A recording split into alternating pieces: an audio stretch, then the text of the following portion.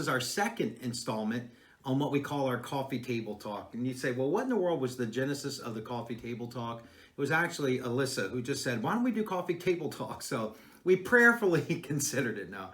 Actually, what we do with our coffee table talks is we want to just take an issue or take a conversation that we hear at times, something that's talked about. We want to talk about in future episodes of our coffee table talks, like we want to talk about healing. We'll talk a little bit about the sign gifts. Are they relevant for today? Those types of things. And then every once in a while, it's a matter of not even a tough issue, but maybe an explanation. And so that's what we're talking about today. We're going to explain just a little nuance here at Calvary Chapel, Gloucester County. Everyone has sort of a catchphrase. Back in the 90s into the 2000s, it was big to talk about your purpose statement, your mission statement. And here at Calvary, I guess you could sum up our philosophy or our purpose simply by when you walk into our door, there's a large carpet that's there. And on that carpet, it says to know him and make him known. And that's sort of what I like to consider, again, our purpose. What do we exist to do? And so with that statement, to know him and make him known, that sort of covers, I think, a dualistic mentality that we have here at the church. Now you say, well, what in the world would that mean, to know him and to make him known? First of all, let me just put it to rest. This is a fairly well-known slogan. We did not come up with this, nor do I feel any compulsion that we have to come up with our own. Some people have mission statements that are a page and a half long. I'm a simple guy. I like simple stuff. And so when we say to know him and make him known, the reason we say that is just simply this. First of all, to know him. Well, what's the idea of knowing him? Well, in the book of John, it tells us that we would know him. That's what we want to do, that we want to know him, that we should desire to know him. We should desire to understand who he is and what he's about. I'm a firm believer. The more you get to know him, the more that you'll love him. There was a song, to know him is to love him, if you remember that song. Well, there's a lot of people in the world that we live today. The more you get to know them, the less you like them, right? Don't you ever think that? Like, there's some people like, wow, I'd love to get to know that person. And once you start to get to know them, you're like, ooh, I see all the faults and I see all the problems and all the hang-ups. Well, with Jesus, you never do that. And so our desire is for our people to get to know him. Well, what is that? Well, knowing him is growing in him. It's understanding who he is. It's understanding what he's all about. I know we're on the right track when we want to get to know him, because even the Apostle Paul would say in the book of Philippians in chapter 3, that I might know him. Now, if Paul, who I consider to be the greatest theologian outside of Jesus who's ever walked on terra firma, if Paul says that I might know him, I would say each and every one of us really have to examine our hearts to say, yeah, I want to know him also.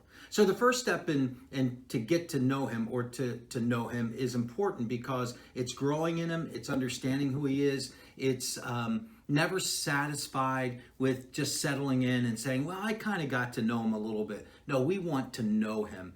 And with that knowing, in the Greek, the gnosko or the gnosko is the idea of knowing him, not just based on having some kind of knowledge, like I read a book and now I understand more about him. It's experiencing him.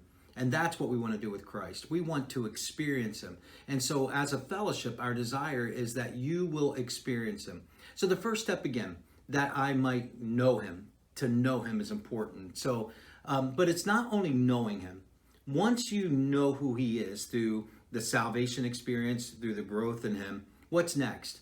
Well, like we say in our to know him and to make him known, well, now it's incumbent upon me that now that I know him, according to Christianity, I now have another step that I need to take. And what's my next step?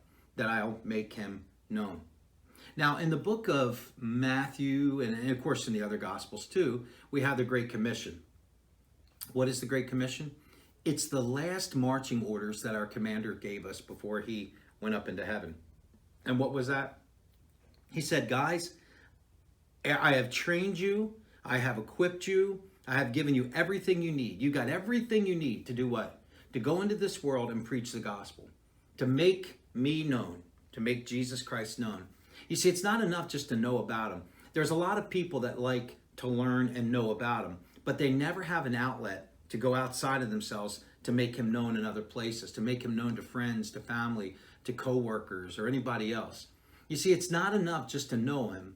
You also have to be willing to take what you have now and to let other people know about him. The Christian who is only interested in knowing about him, but never taking him out to make him known to other people, is going to be a lopsided Christian. It's going to be a Christian that's out of balance. You see, you gotta be taking in, but you've also got to be giving away. And that's the only way you're ever going to be happy. That's the only way you're ever going to be satisfied. You find such great joy, satisfaction. I hear Christians say it all the time. What is my purpose, Pastor Gary? What is the will of God for me? Well, let's start with the basics. Again, Matthew, at the end of Matthew, when Jesus says, I want you to go in all the world. I want you to make disciples. I want you to preach the gospel. If you'll do those things, you'll find yourself being much more satisfied with who he is. So that to know him and to make him known carry really important direction for you and I as a believer. And if we miss out on what that's all about, we're going to be lopsided. So let's learn about him. Let's get equipped to do what? To go out and tell other people about him, that I might know him, Paul says. But Paul's endeavor was always to go out and make Jesus Christ known. It's not about lifting us up, it's about lifting Christ up. So next time you walk across our carpet and you see to know him and to make him known, you'll understand exactly what the purpose is. That I'll receive, that I'll be equipped, that I'll be challenged in my walk. Why? So that I can go out and let Jesus Christ be known in the world that I live in the world that I'm conducting myself in the world that I'm going out in. And by the way, with that also, to make him known, I've been talking to people lately about missions, and I'm a little nervous with where the church in general, not just Calvary Chapel here in our little corner of the world, but I'm a little nervous that people are losing sight of making him known in the world. You know, a lot of it's sort of the nouveau philosophy is let's just worry about our own little corner where we are. But you see, the moment you do that, it's sort of like the person who says, I just want to receive, but I don't want to give. You're not blessed in that. Well, the same thing's true about a church that will not support people going out on the foreign field. If you're not supporting missionaries out on the foreign field, you're going to be lopsided as a church also.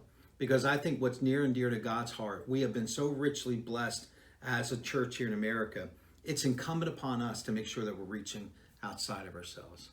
So the next time, again, you walk across and you see to know him and to make him known, you're going to know exactly what we're talking about. And if you don't, watch this video over and over and over. It's been good to be with you on this coffee table talk, and look forward to the next ones. Again, we'll be tackling some different issues, some thoughts, some philosophies, and maybe we'll even add a baking segment to it. No, we won't do that. So be blessed.